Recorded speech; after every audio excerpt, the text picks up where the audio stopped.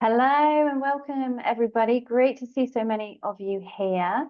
This is the second webinar, if I can get my word out there, the second webinar of the AI Masterclass series.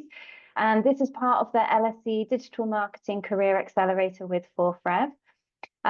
Really excited with who we have here today. And I've been a huge admirer and follower of Andy Crestodina for a very long time.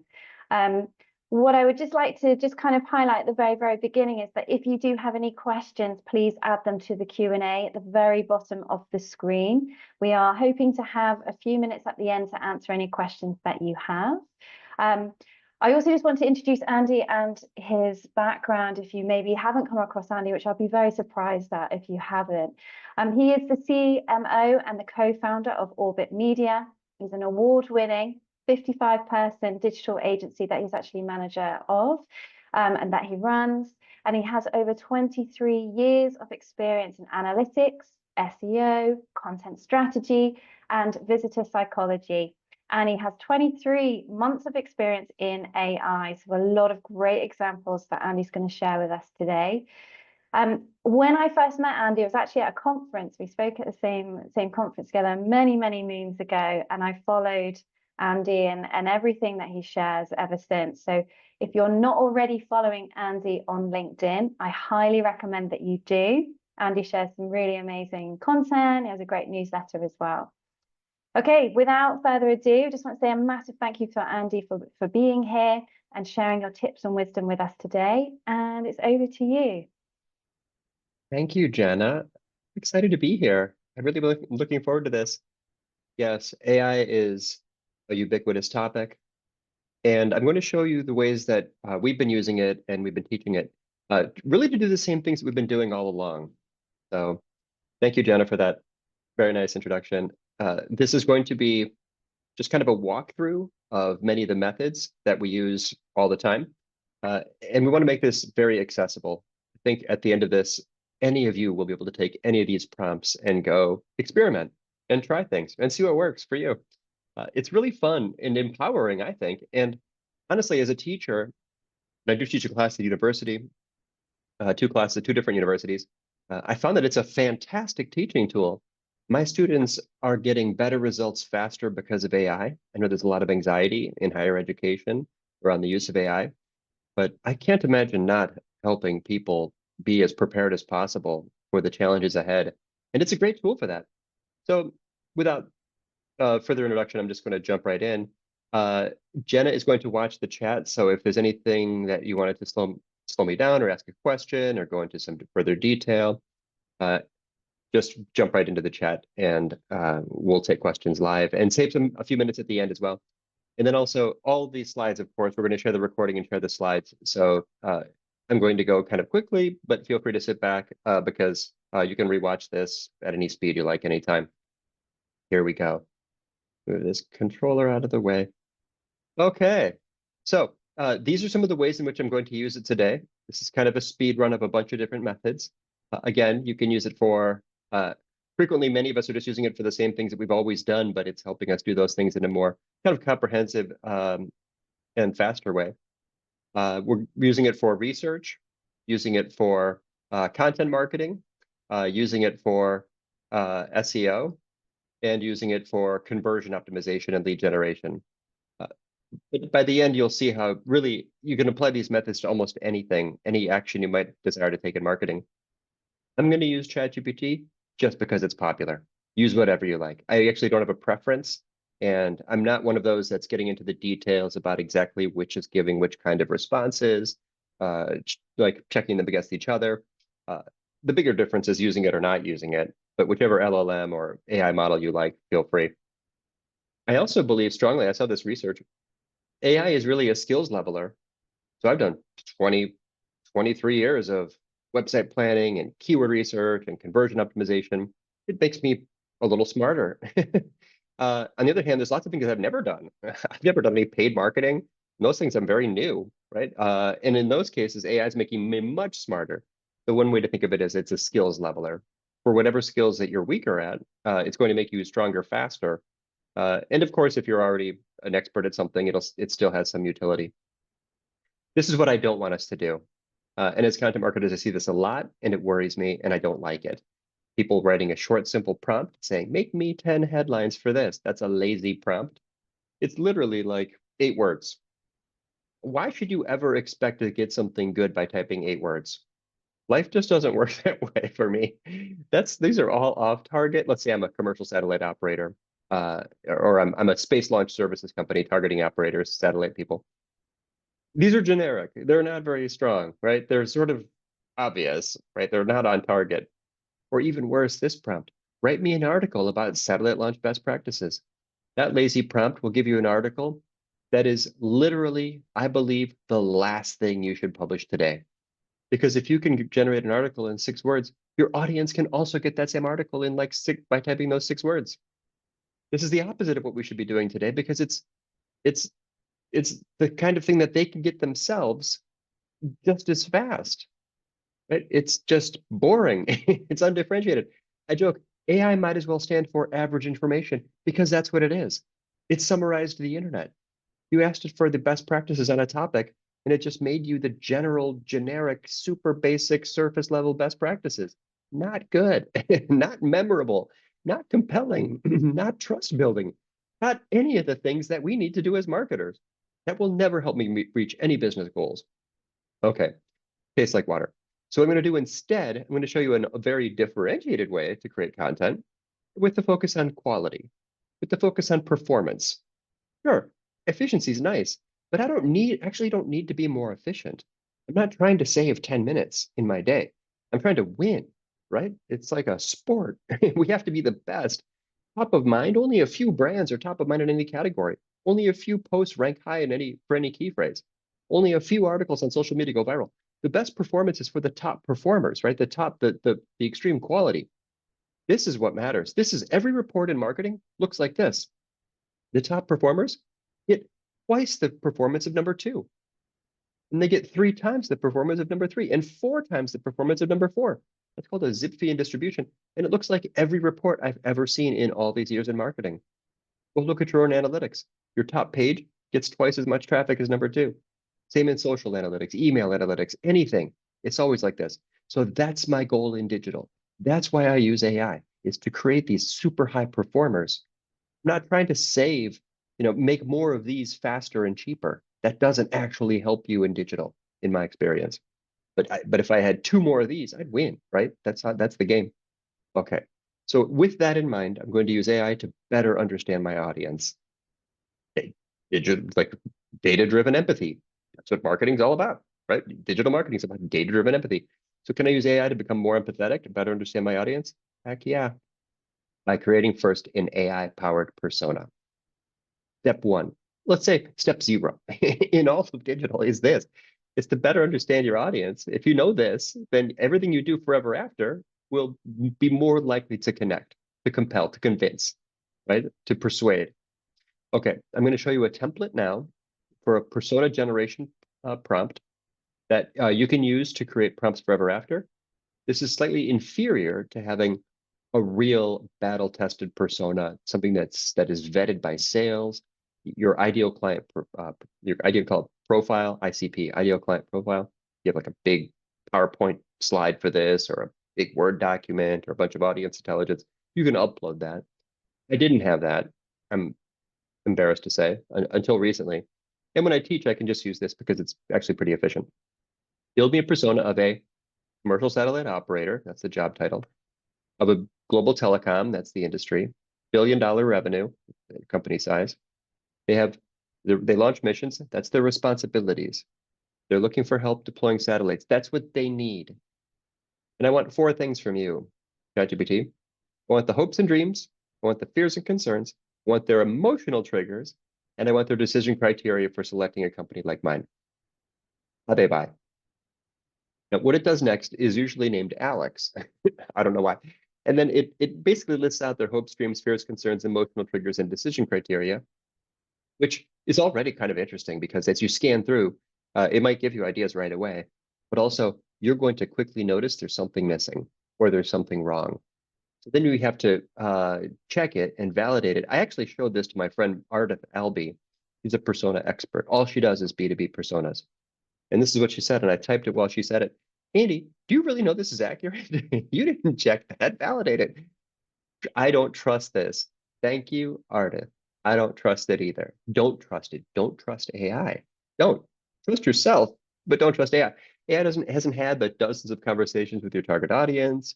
It hasn't listened to a bunch of sales calls or recordings of meetings.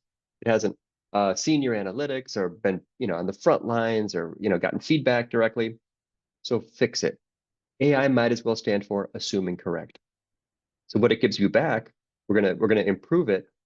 I know after minutes of research that satellite operators care about risk. They don't want the rocket to blow up. So I tell AI to fix it, add these things, improve it. I need insurance on there, risk management.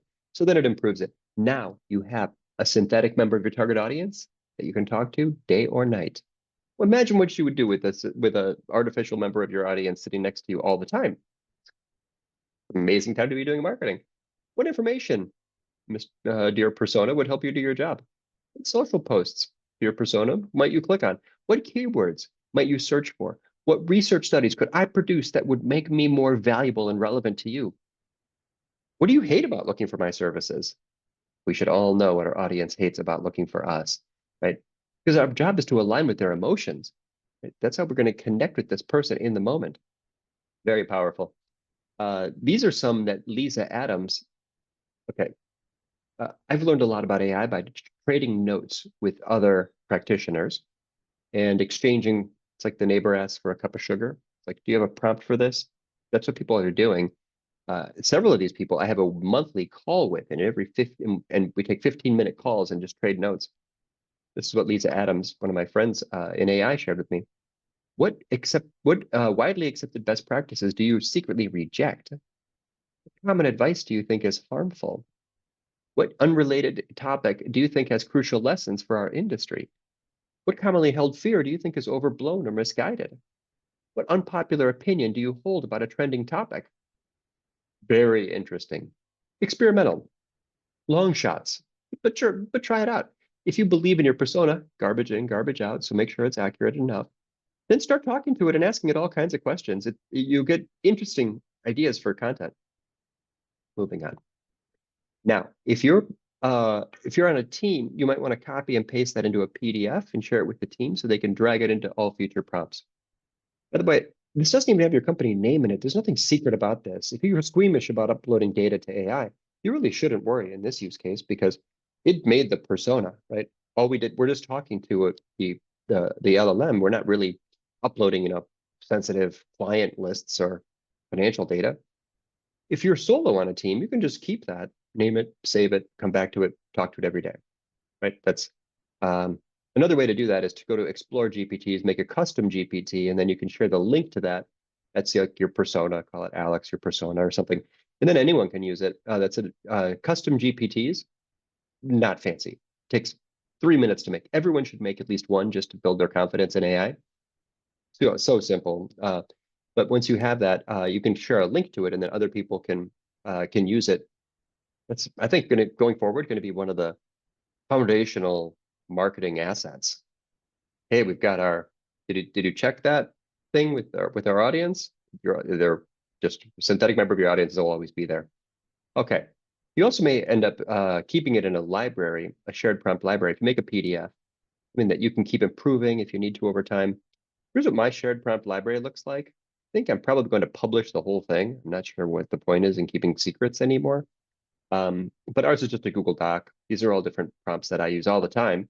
I also have a beta prompts folder where those aren't very good yet. You have to keep improving these prompts, right? And when they get good, you save them. It's kind of like having like a spell book, that anyone can use. It's sort of amazing. Next, I'm going to speed up a little. Next, topic research.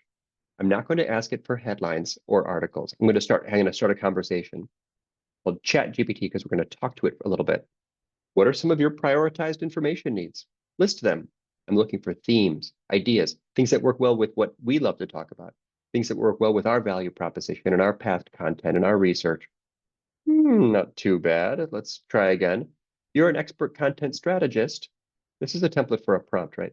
You're a job title, skilled in job skills. It's a classic way to start a prompt. So many people do it that way. What information or advice would help this person do their job well? Comes back with a lot of things. That one's perfect. That's on target. That's who we are. That's what we love. That's our difference. Says there's skill, risk mitigation, right? Risk management. These are relevant and aligned. So I'm going to copy and paste those ones that I liked into my next prompt. Suggest 10 articles in the following topic, give it and paste that in. So now I'm much more likely to get something useful to me. Doesn't taste like water. Highly differentiated, on point, on target, because I made the persona come to it for a little bit, and then picked some of those topics and pulled them out and then asked it for relevant topics. This is an example for content marketing, but it's also just a framework for using empathy, AI-powered empathy. And you might dismiss most of it because 80% of it was garbage to you. No problem. AI might as well just stand for another input. This is not the Bible. These aren't rules. It's just like, I'm not drinking all the Kool-Aid and doing everything it suggests. That'd be crazy. Like it's same with any tool, right? Not every report in Google Analytics is actionable, or not, every data point in that other report or all the keywords recommended by that SEO tool are useful. Most of it's trash. That's totally normal. AI, no different. It's just another input. Filter through, use your brain, decide for yourself, use your judgment, trust yourself. Okay, up to you. You're the strategist. I think you have years of experience in the real world with real humans. AI does not. So I believe in you more than I believe in AI. So, okay, we're going to move on. I'm going to do it now for content marketing. I'm going to show you methods you can use to take that farther. We made the persona, then we got topic ideas. Now we're going to do some content. Really, the main thing, the first thing in content strategies is to create a content marketing mission statement. It's a simple little format. If you do it, you're more likely to report success in content marketing. Right? Content marketing is about attracting an audience by publishing useful things that build trust and awareness and loyalty over time. Like Jenna said, oh, you should follow Andy on LinkedIn. Yeah, I got all that awareness I built without buying any ads. Our agency is $8 million in revenue with zero ads. I've never bought an ad. 23 years. It's all been just through content. Incredible way to build relevance. Ads are noisier and more expensive and challenging every year. Content marketing, people share it, they love it, they talk about it. You create word of mouth, and people search for it and subscribe for more.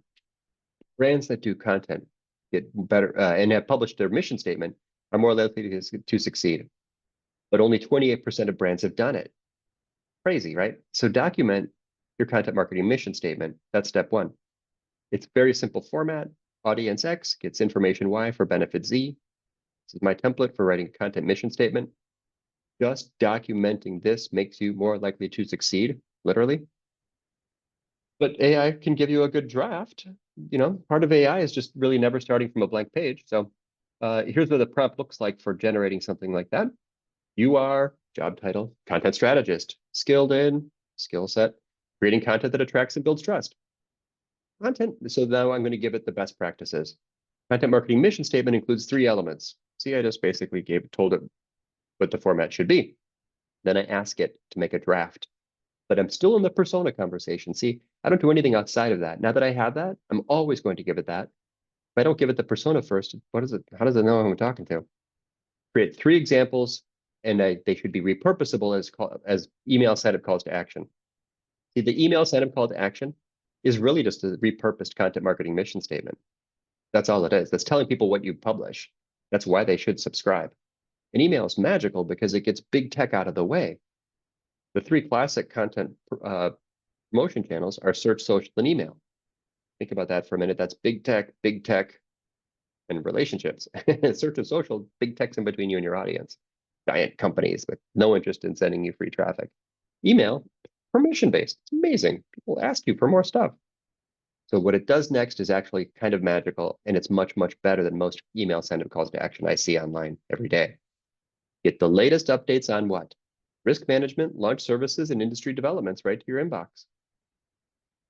That's why companies that publish their mission statement get better results, because they tell people what they do. They give people a reason to engage. People now know why they should type their email address on their keyboard. Look at this. Everywhere I see these. Fix it. You can do better. Let's all do better. That is Terrible. Sign up, update, submit, subscribe. What? Like, why would someone do that? It's absurd. People keep writing these. That's not a call to action.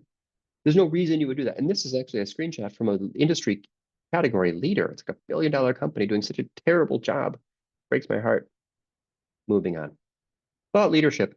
I'm going to share with you now one of the most highly differentiated formats for content in all of digital. And you'll see why in a second.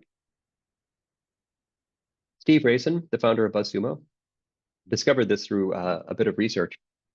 He analyzed 1 million articles and found through a statistics analysis program, and then found that the two formats that are most likely to correlate with success are, I'll paraphrase, strong opinion and original research. That's basically the game, right? These are the things, and this was years ago he found this research, but it makes perfect sense, even more so today, because these are the things that AI can't really do. You have strong opinion. We can publish original research. AI doesn't make new statistics or conduct studies. And AI doesn't ever really take a stand. Here's an example. We build websites. 13 things to remove from your website immediately. And I'm taking a stand here on some pretty mundane topics. Press releases don't belong on websites. Those aren't digital content best practices. Doesn't really make sense. Why don't you just write the story you would have hoped would be written after they found the press release? PDFs, it's like the rust of the internet. Why do people keep publishing PDFs? Make an HTML page for everything. PDFs are, stock photos, dates on blogs. Don't put a date on your blog. It makes it look older faster. If you have an evergreen content strategy, okay, so I start this little rant and I make a video about it. And I put the video on YouTube, and the video gets 700 angry comments. People are very worked up about like dates on blogs and PDFs. Very triggering topics, apparently. Those comments, the topic triggered the comments, and the comments triggered the algorithm. This is Seth Godin's definition of thought leadership. What he says here is basically, if people can't agree with it, it's not, if people can't disagree, it's not thought leadership. Content marketing and thought leadership are not the same thing. Thought leadership is a special format for content marketing where you're taking a little stand, you're creating a little tension, you're drawing a line, and you're saying, this is in, this is out, good and bad. So the comments were crazy. People writing whole paragraphs, people calling me sleazy and untrustworthy. YouTube is a scary place. My beautiful health won't even watch the video. She thinks the comments are enough to keep her away. I'm getting all caps, hate. This is pretty intense. No, no, no, look at these. No, no, no, don't remove the date. This person thinks, I got some good feedback. This person thought I smashed a lot of, they liked the input. This person thinks I look like Joseph Gordon-Levitt. I think that's an actor. This person thinks I dye my hair. I don't actually dye my hair. Why are you? That's totally off topic. But bottom line, YouTube decided to show that to 300,000 people. Or rather, they showed it to probably millions, and 300,000 clicked to watch. That's how social media works. It also explains a lot of society, polarization and political dynamics in the world today. But I'm just showing you this for this in content marketing. This is actually something that works. This is partly what works well and makes content differentiated is when you do have a point of view. And it's what AI can't do. This is what Brooke Sellas taught me, the social penetration theory. Opinions and feelings are really where we should be. Actually, it's true all the time. If you were to transcribe a conversation we had with a friend and then scan through that, I mean, most of the things we say to each other aren't things that AI would ever say or can say because it doesn't have any stories or point of view. My friend Jay Kunzo says that humans and AI both have LLMs. AI has large language models. Humans have little life moments with points of view, perspectives. The cream ruins coffee. That's terrible. Coffee's supposed to be dark and smoky. AI can't write that sentence. It's never tasted coffee and has no opinion. ChatGPT can't throw a punch, but you can.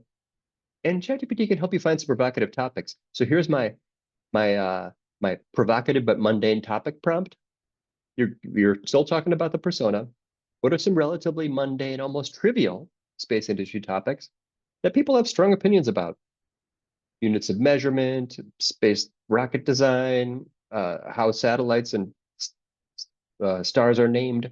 These are going to start a big conversation. right? It's so absolutely worth an exercise, right? I'm not saying purposely be controversial, but use AI to find things that you actually do have opinions about, and that might start a conversation. Another quote from Seth Godin, he says, "The purpose of content is to start a conversation." What are people in our industry afraid to answer? What false things do people in our category think are true? What are the most common assertions that are the least likely to be supported by evidence? That's a very powerful prompt. Because if you can find the common assertions that are poorly supported, you can create the support, and now everyone will talk about your research because you gave evidence to the thing people always say. We do an annual survey of bloggers and publish this data that how long it takes to write a blog post. It's about 4 hours. When people talk about content takes time, yeah, but how much time? We produced a statistic for the frequently asserted but rarely supported statement. Blogging takes time. Well, Orbit Media found the answer. It's 4 hours. Awesome content strategy. What are the most important topics that are the least likely to be covered by big blogs? That's an amazing prompt because it tells you what is where the gaps are in a category. Impossible for humans to do. Humans are very bad at gap analysis. You can't read every article in the internet and then see what's missing. You can't read everything, every blog in your industry and say what hasn't been published yet. But AI can. That's like an AI only prompt. It's a very powerful method. Or the same, but for counter narratives. What are the counter narratives? Another powerful word to put in a prompt. The things that are, run counter to the most common narratives. Moving on. Okay, we've got some topics, we've got some ideas, we know what our audience cares about, some held beliefs, some missing statistics. Now, I could actually have it write an outline. You're a content strategist, skilled in blah, blah, blah. Write an outline for this article, include and highlight sections that will allow for the opportunity to cover assertions that lack evidence, if relevant, opportunities to discuss counter narratives, if relevant, and then I copy and paste in the topic from earlier. Practical. This is my. I want mine to be sort of practical and memorable. I use the headline from earlier, and it writes me an outline. I'm showing you this now as a method and a framework for creating articles using AI and taking those intermediate steps, right? Don't ask for an article. Ask for the persona, then ask for the interests, then ask for the topic, then ask for the outline. But I'm also going to tell you now, I don't do this personally. This is a method you can use. I don't use AI to write anything for me, actually. But if you wanted to, that's how. Then the next step, create the first draft. This is where we'd use a custom GPT. You can, everything we did so far was about us training it to be like our target audience for audience research. Now I'm going to train it to be like me, to write in my voice. So here you would click the Explore GPTs to create a custom GPT. It'll walk you through, you're in the Configure tab, it'll walk you through the process, give it some general instructions about your strategy and style, and then take the hour or more to copy and paste a bunch of your articles into PDFs or text files, in the ones that are in your voice or on brand or aligned with your tone, and then upload those.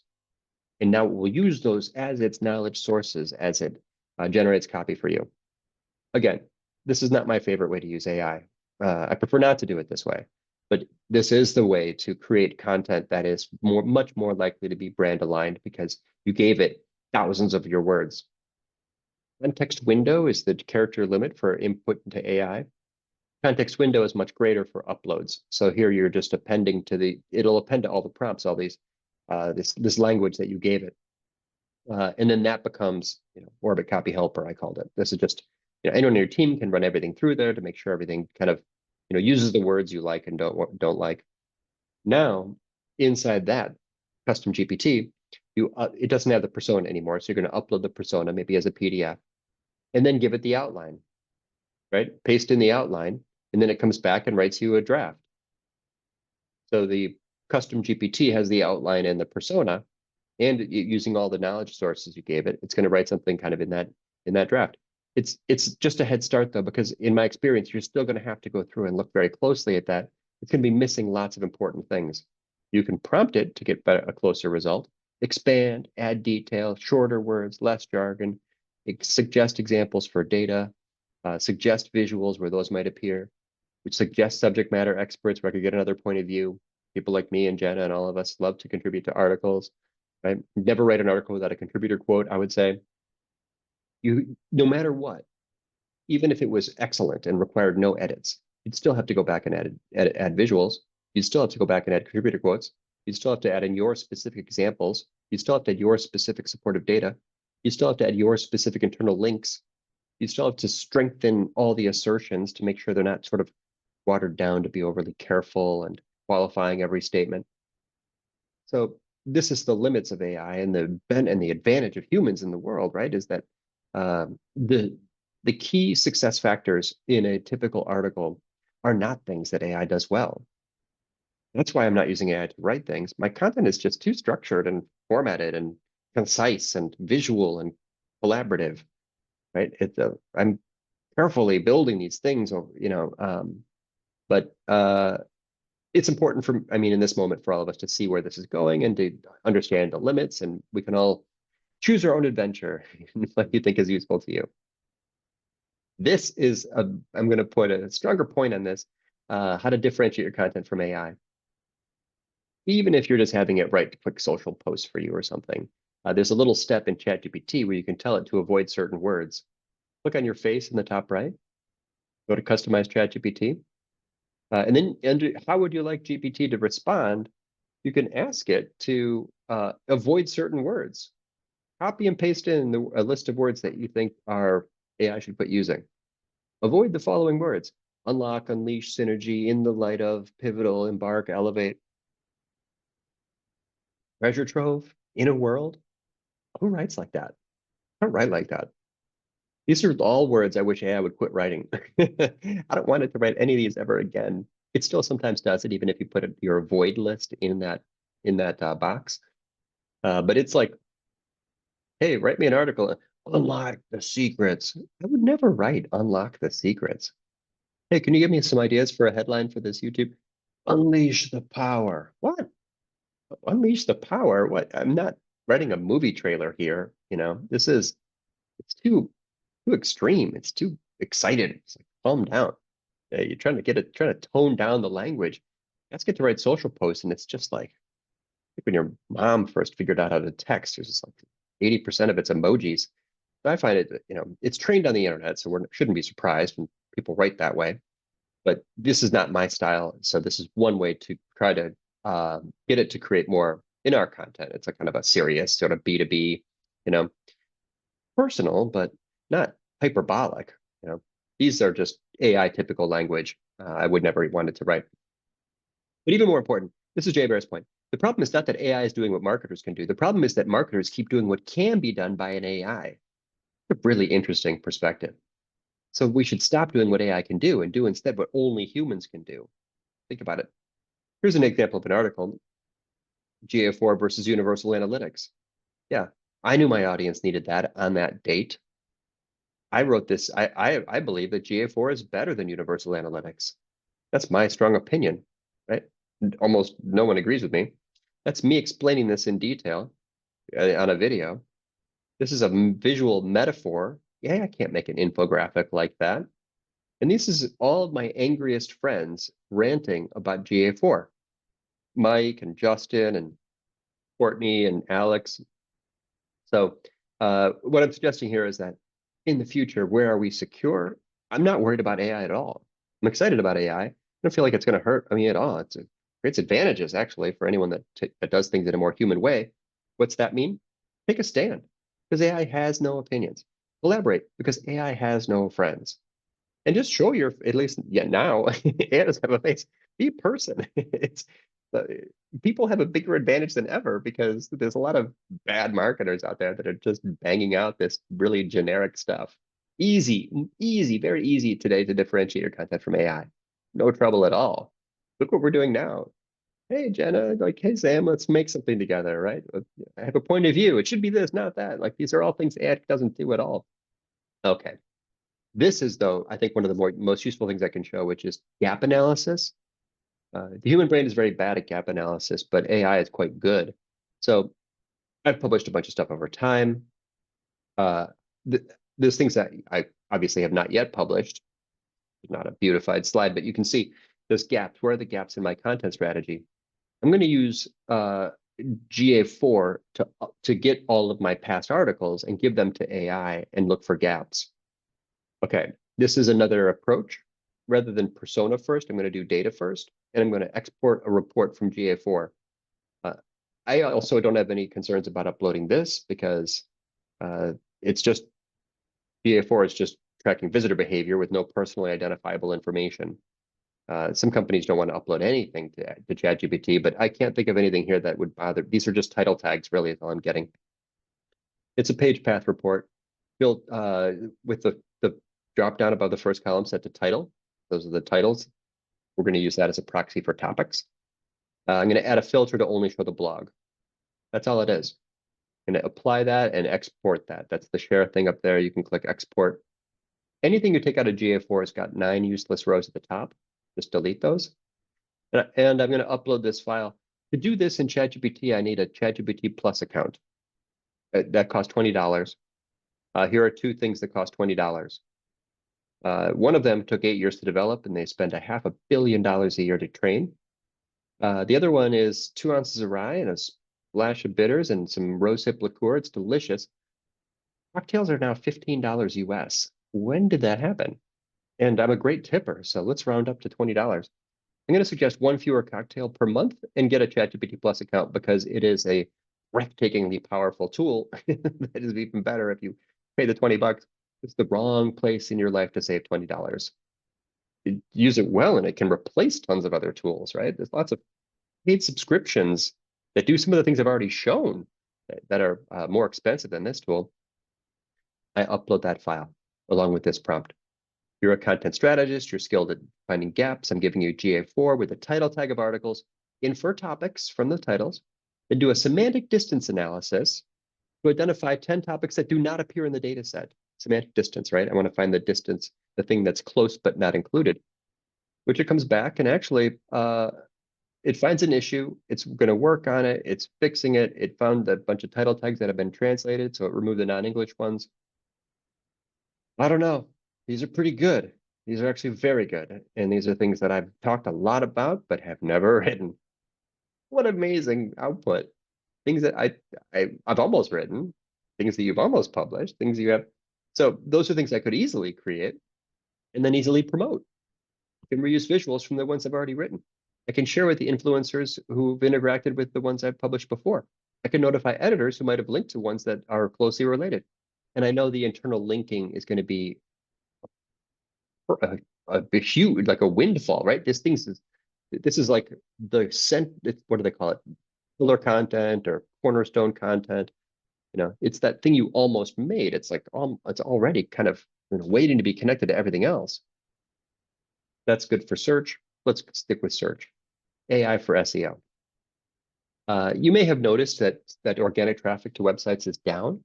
It's been going down for years. Some people are actually sharing now their actual results from the last 5 years or so. Here's mine. My traffic peaked in 2019 and 2020. It went up for years and then declined. Why? It's because click-through rates from search have been declining for years because Google puts so many things inside search results. The people also ask box, the featured snippets, the knowledge panels, the video carousels, the ads, the maps. If you weren't paying attention, right, maybe it happened kind of gradually over time, but Google fills search results with so many things that click-through rates to organic listings are down, right?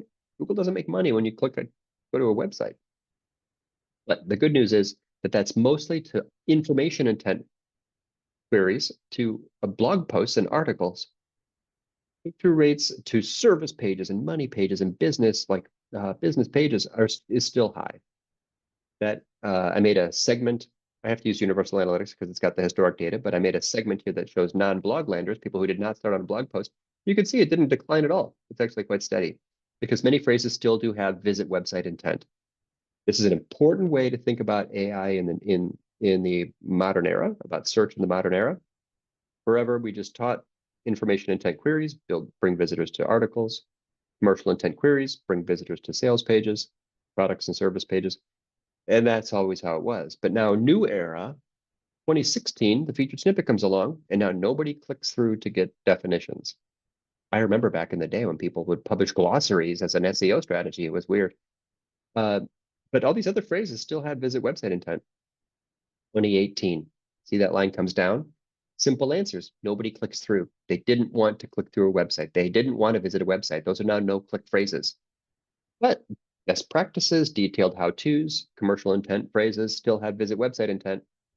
2014 with the AI overviews, this is a big change.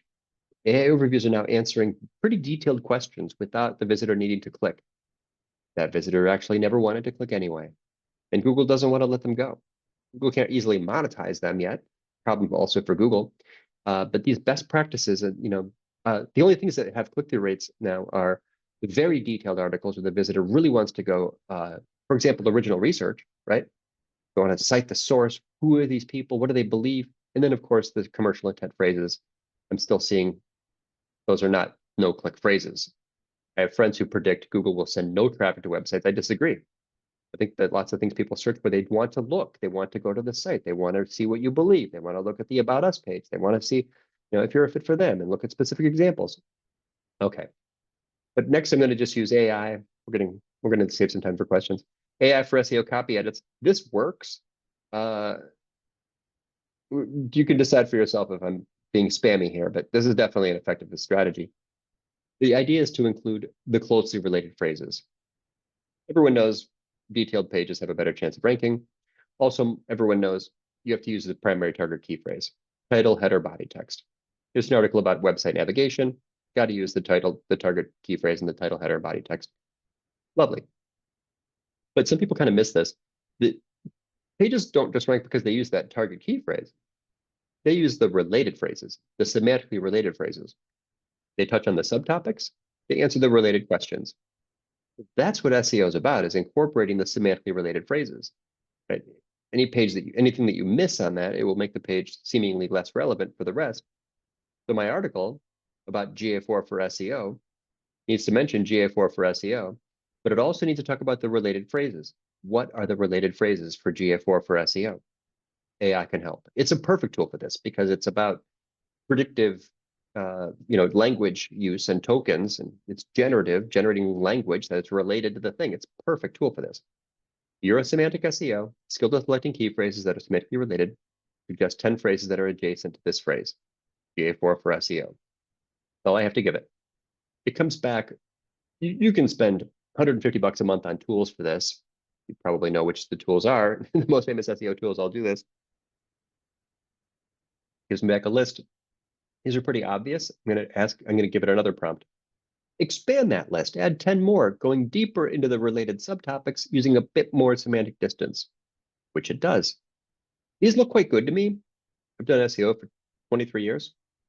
I can tell, a great page on the topic of GA4 for SEO could also mention user engagement, segmentation, technical SEO, search console, funnel, strategies. These are all definitely semantically related words. Here's my next prompt. Search optimized page uses the target key phrase, but also the closely related phrases. You're an expert copywriter, skilled at copy edits that improve. Okay, so I'm going to kind of build on the language here. You can see this, by the way, in my world, is not a long prompt. That's pretty typical for me. You want to indicate relevance. Suggest 10 phrases that would incorporate, suggest 10 edits to send sentences that would incorporate phrases from this list. And then I wanted to make suggestions that would improve the flow and clarity. I'm not a spammer. I care about my reader. I'm not just slamming in key phrases and making copy pasta. Funny term for that. And I'm focused on the persona still. I'm 100% engaged with my persona. I don't really use AI without giving it that first, right? Because I'm trying to stay on target. So I give it the URL. These are just copy edits. So you can give it the URL. It'll go crawl and grab the page. You could also copy and paste in the page. Find the key phrases. Pretty good, right? This is what I wrote was SEO is not just about ranking isn't the goal in SEO, it's traffic. It suggests, ranking isn't the goal in SEO. Tracking organic traffic helps us focus on qualified visitors. That is just a good keyword inclusion, right? We go deeper and check organic search traffic. Its suggestion for detailed insights, analyze SEO metrics in GA4. That's actually pretty good copy edits, right? It's not bad. It's just looking for opportunities to include a closely related phrase. Makes sense. So this is the kind of thing that, uh, as an exercise, I don't know, put an hour on your calendar once a week. Spend an hour a week just adding semantically related phrases to your almost high-ranking articles. It's my most reliable SEO win. Very confident in this method for you. It's not it's not the most audience focused way to do marketing, but almost certain to see an impact, right? The best way to do it, by the way, is to find the related phrases that you didn't cover and add more page blocks and detail and paragraphs. Okay, moving on. Let's watch the time. AI for lead generation. If I could only show you one thing, it would be this. This is absolutely audience focused. This is the most important visitor. They're on your sales page. This is the most important URL on your site, right? This is the page where they're on that they decide whether or not they want to hire you. Lead generation, AI-powered gap analysis, the sales page review. These are the pages that generate leads. Go look at analytics. You'll see the key event rate. Here's the key event rate, also known as conversion rate. For a contact lead, visitor who makes it to the thank you page. If they start on a blog post, the landing page had the word blog in it, very unlikely to become a lead. If they start on a non-blog post, the landing page did not have the word blog in the URL, 10 times more likely to become a lead. Improving this page, these pages, these money pages, conversion optimization should begin at the bottom of the funnel. Improve your money pages, improve your sales pages, and then move up, right? Content marketing is a secondary priority. Build the mousetrap before you add cheese.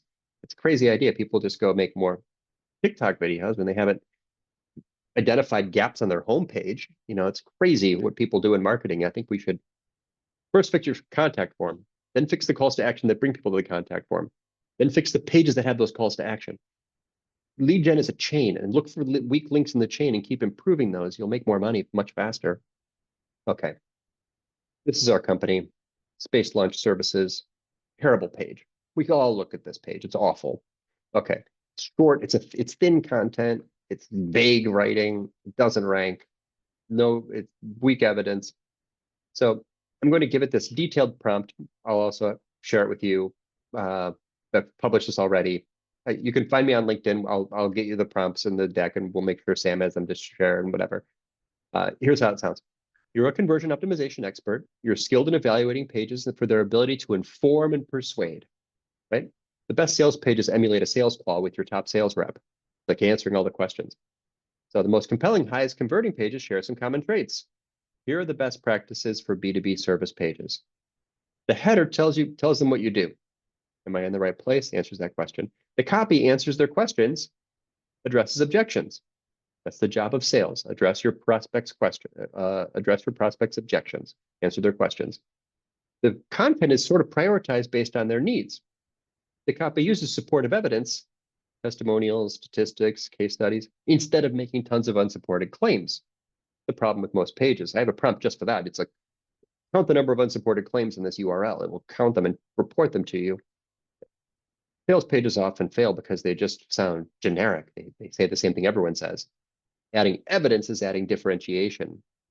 If I looked at your homepage, could a startup born yesterday write that same page? This is why pages convert. This is how leads are born. Pages builds a case, right? It uses supportive evidence. So I give it this page, analyze this page against the best practices. So you see the rest of the prompt. Suggest changes that would make the page more helpful. It's a list of best practices. Okay, I've been part of the planning process for 1,000 websites. But AI is a skills leveler. You don't have to have had that experience of 20 years of planning high converting pages. You just need this prompt. Run this prompt against any page. The thing I did here, though, I uploaded a screenshot of the page, which I grabbed using a Chrome extension called Go Full Page. Takes a full page screenshot. Give the AI the full page screenshot in the conversation with the persona and this prompt. Persona plus screenshot plus prompt. Here I gave it the full page screenshot because I wanted to look at the UX of the page. If you just give it the link, it's going to see the code. It won't know if you added logos or awards. Visuals won't get reported. That's why I like the full page screenshot for this. It comes back, oh, This page doesn't address concerns like reliability and launch schedules. Oops. Oh, this page doesn't mention critical needs like cost effectiveness or technology. Oops. This page doesn't have any testimonials, partner logos, case studies, statistical evidence. Oops. Any of us now, just with this method, could go help any brand generate more leads just with this much information. Right? AI is so fun. It's so interesting. Of course, some of this will be garbage. That's normal. But some of the other things, even if two of these ideas are great, put everything else in marketing on hold until you plug the gaps on that page. AI-powered persona-driven gap analysis on the money page. I don't know of a better way to help anybody in digital do anything. I don't think I'd do anything else in YouTube or LinkedIn or whatever else you're thinking about as marketing today. This is the one where that will make you more money faster. Look at this, copy edit. Our technology, it suggests changing it to proven launch technology based upon decades of success. Hey, if you can make that claim, that is way better text than our technology. That's the problem with digital, right? Specificity correlates with conversion. If you have a subhead on your page that says our technology, anybody could write that. A food service company could say that. Anybody. That's common to millions of businesses. How many of the words and phrases on your page are specific to you that only you could say, that are unique to your industry at least? Okay. So in other words, I'm not really interested in using AI to find efficiencies. I am very interested in using AI to find deficiencies and plug those gaps. Plug those gaps. By my clock, we saved 8 minutes for questions. I also added here as a bonus method, another at the end of the deck. Totally up to you. If there's an interesting question, we'll take that. I can also share the slides with these other methods. They do some fun things like show you when people become leads on your website, basically using analytics. I'll cruise through this. So it'll just take a second and then we'll take questions. I'm going to use, this is an example of how I can use AI to do more detailed analysis. I'm going to go to GA4 and I'm going to add a secondary dimension with the blue plus for date and hour. The big date range, you got to see that check mark. If you get a big date range and you see an exclamation there, that means your data is being sampled. Now I'm only going to see the traffic to the thank you page because that's a lead.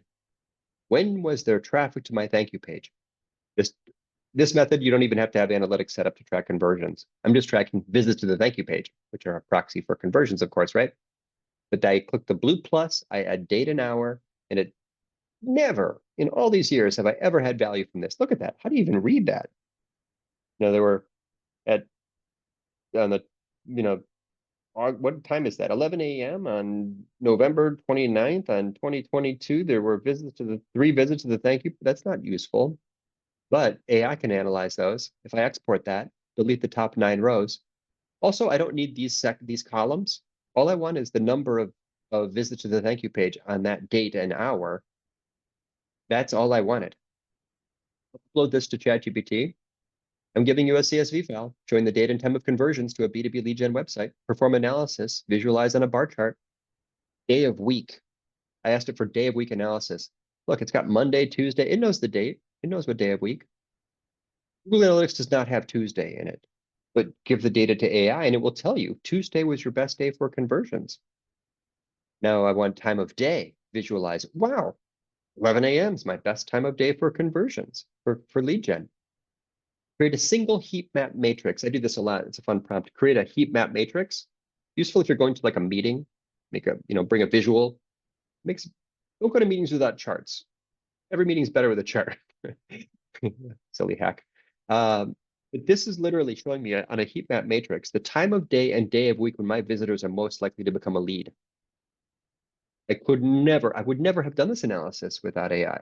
Like too difficult, not valuable enough for me to spend 10 hours. I'm not a data scientist. And then the recommendations it makes of how to use that. That's when you should send the email campaigns or user targeted ads. Turn down your ad budgets on those off-peak days, or schedule your outreach or email blast to align with those conversions. I also like this idea. Make sure that the sales reps are available for quick response times at those peak hours. Fascinating idea. Anyway, all we're doing here is giving AI data or a persona first, and then looking for insights or gaps or ideas, and then ignoring most of what it tells us because it's not useful. But then finding those one or two quick things and to go take an action, go make an impact. Uh, all of this is only useful insofar as we use it to improve our methods and make improvements. That's the key to marketing. Charts, email, AI responses, they don't affect outcomes. Only actions do. So hopefully this is all very action oriented and kind of a fun little method, little framework. So Jenna, we'll pause there. Saved a minute or two for questions. Amazing. Thank you so much, Andy. So many great tips. I took so many notes myself. Just one of my favorite quotes that you said was one fewer cocktail a month and get ChatGPT Plus. It's brilliant. Great comparison. Okay, so we've got some questions here. Let me just start from the first one. Okay. Yeah, so we've got a question here. There's a lot of prompts that you've shown there. And really I think to reiterate your summary there, are you actually asking the persona you have created in the first place when you're putting the prompts in? And can you remind us of how to do this on ChatGPT? Yep. We will share that persona prompt, or you're getting the slides, you can type it out of the slides. And just change the job title and the company size and the industry and the challenges and the goals of the person. Have it give you the hopes, dreams, fears, concerns, emotional triggers, and decision criteria. It gives you a persona. It'll be wrong. Tell it to fix the persona. Now that you have that persona, you can either copy and paste that out and do like a PDF and keep it on your desktop. I keep mine on my desktop and I drag it in all the time. Or if your ChatGPT isn't that noisy and you can keep it on the left, you can rename it or put an emoji at the front of it and then find it each time and always have your conversations in that chat. I think it's probably more, going forward here, we should maybe just build up a good persona as a separate attachment and drag that into ChatGPT anytime you're doing brainstorming, topic research, auditing pages, auditing articles. So yes, that build your persona somehow, some way, work with your team and make sure it's good, keep it as an attachment. And then I would probably just drag that in every time. Yeah, brilliant. I think that's a great one because typically we're not the persona. And so we need to really either start with a persona as a basic and then refine it and keep refining it as a kind of living person. And then using ChatGPT for that I think is brilliant. I've seen so many examples of that and something that also my agency does a lot with. Okay, awesome. Thank you. Next question. What data should I be worried about putting into ChatGPT? I understand that personal emails are a big no-no, but is there anything else? Anything that's personally identifiable. Health information and financial information are numbers 1 and 2. Never upload that to ChatGPT. But Google Analytics, or if you export all of your email campaign data, kind of marketing analytics, I really don't think I wouldn't be nervous about that because it's not there's nothing proprietary in it. It's not personally identifiable. But check with legal. There's all kinds of ways to use AI where it doesn't train the next version. And also in my experience, AI does not have good memory. If your concern is that other people will be able to prompt AI and find out your analytics or something, that never works. There was one use case from very early days when something happened. But no, try asking it about your visitor, if you leave for lunch and come back, eat a sandwich, come back, it'll forget what you uploaded. You'll have to upload it again.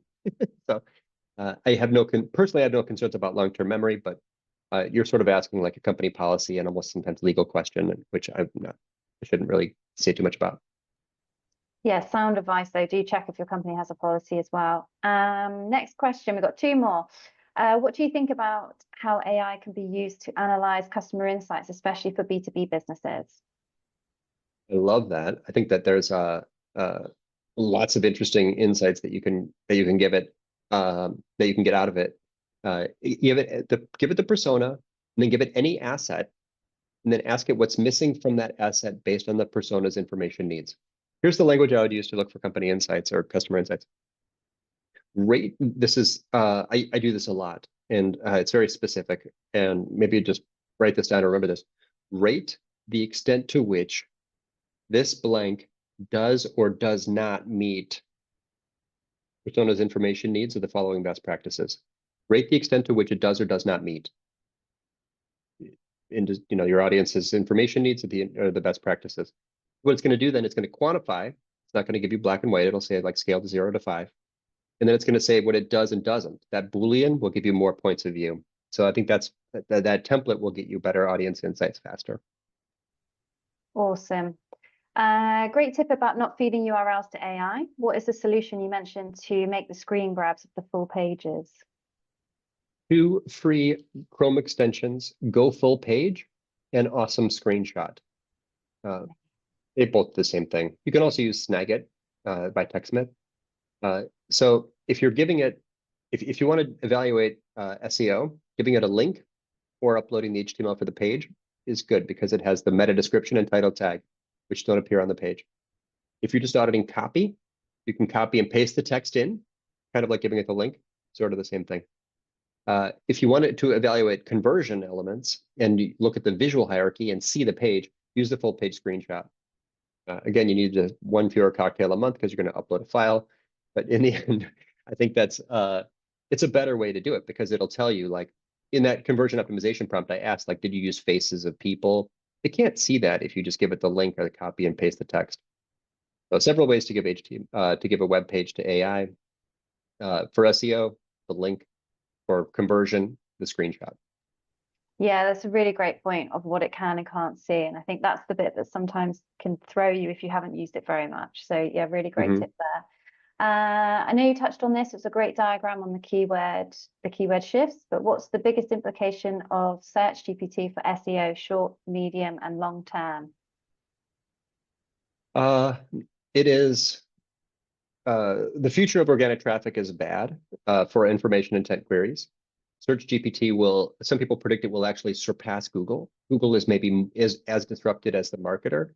So it's all very uncertain. If Search GPT is sending traffic to your website, you can see that in your analytics. I could share later a way to build a GA4 exploration to show traffic to your website from GA4. But I think that the key in the future is to look at any key phrase, whether it's used in Google or Bing or Search GPT or Perplexity, and ask, does that phrase actually have visit website intent? Not a thing we ever worried about before, but begin thinking that way. Does this have visit website intent? Does this person want to click, knowing they might see a pop-up and accept cookies and a bunch of visual noise? Some things, yes, right? They care enough. They're making a big decision. They have strong intent. But many other phrases, the person does not have visit website intent. Go ahead and produce that content or target that key phrase, but you should have very low expectations now. Search GPT is going to send only a fraction of the traffic to websites as Google ever did. Yeah, it's a really fascinating space, but I think actually when you start to use ChatGPT more and more, you do tend to use Google less. As I've noticed myself. It's so much better. Shift. Yeah, and it's quicker, you get more variety. So no yeah, pop-ups, it's faster. Yeah, browser plus Google plus website is actually very bad today. We all should admit these are dark days for mobile web experience. It is terribly noisy, and AI is an amazing way to get information, probably a better way to use the internet. So Jenna, if your experience and mine are indicative of the future, the use of browsers will decline.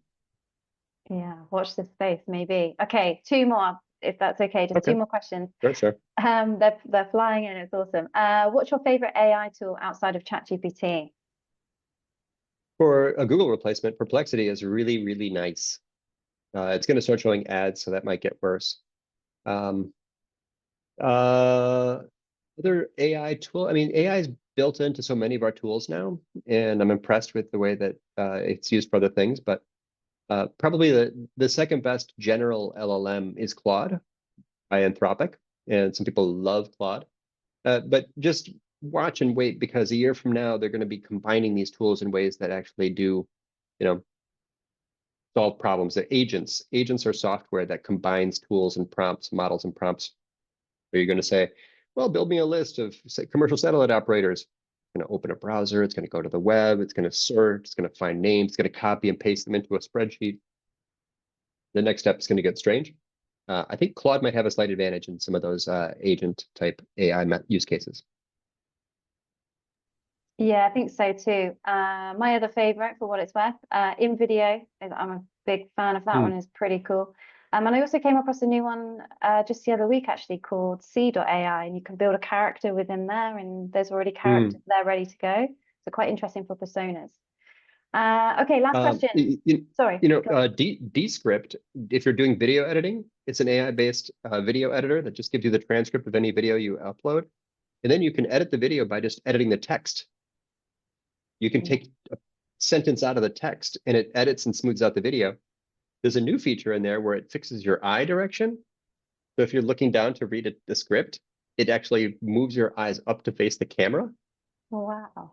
That's insane. I've seen some experiments with avatars, and that it's like just blows my I mind. know, That's I know, really, I worry. yeah, a But we're little. people, we're still people here, right, Jenna? I'm a human. You Yeah, too? we're real, we're real, Oh, we're okay, good. That's the best. I love humans. Okay, awesome. Last question. I'm about to enroll in the Career Accelerator. My background is in law and I'm a complete beginner. I do use ChatGPT and use the Plus version. You love it, but I'm overwhelmed by the amount of new things in this masterclass that I ignored. So lots of great new things there, Andy. With the CA, take me from scratch. So yeah, in the Career Accelerator, we do look at using we look at using ChatGPT generated personas, but actually using it to validate in a very similar way that Andy's talked about today. And as it evolves, it gets more and more included in the CA. So I hope that helps answer that question. And awesome to see that you've got lots of great new tips.